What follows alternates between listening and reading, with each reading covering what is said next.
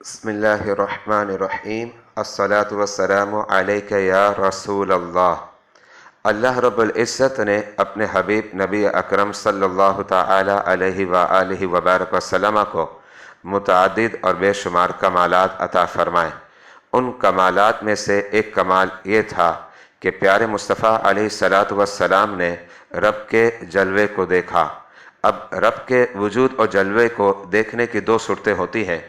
ایک صورت ہمارے نزدیک بھی ناجائز ہے، اور وہ صورت یہ ہے کہ اعلیٰ وجہ الاحاطہ دیکھا۔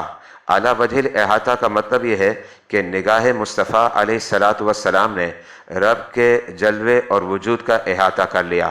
یہ عقیدہ اور یہ نظریہ ہمارا نہیں ہے، بلکہ ہمارا عقیدہ اور ہمارا نظریہ اس طریقے سے ہے کہ پیارے مصطفیٰ علیہ الصلاۃ والسلام نے رب کا جلوہ دیکھا، اور یہ رب کا جلوہ دیکھنا اعلیٰ وجہ غیر الاحاطہ ہے۔ اور جتنے دلائل اس حوالے سے رویت کی نفی پر پیش کیے جاتے ہیں، وہ تمام دلائل ہمارے نزدیک جو ہے اعلیٰ وجہ الاحاطہ پر ہے، جو کہ ہمارا موقف اور نظریہ نہیں ہے۔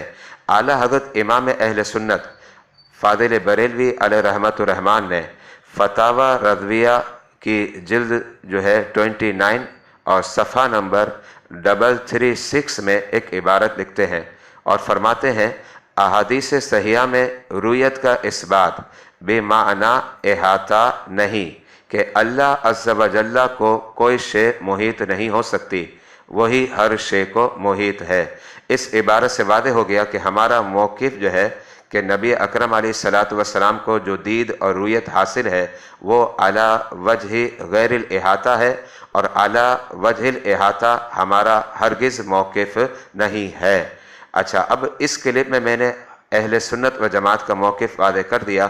انشاءاللہ اگلی کلپ میں اس بات کو واضح کروں گا کہ اللہ رب العزت نے اپنے حبیب علیہ الصلاۃ والسلام کو جلوہ دکھایا، اور وہ ہمارا موقف اس انداز میں ہے کہ اعلیٰ وجہ غیر الاحاطہ۔ واللہ اعلم بالصواب۔ محمد وسیم ضیائی، مرکز العلوم الاسلامیہ اکیڈمی، بادامی مسجد، مٹھادر، کراچی، پاکستان۔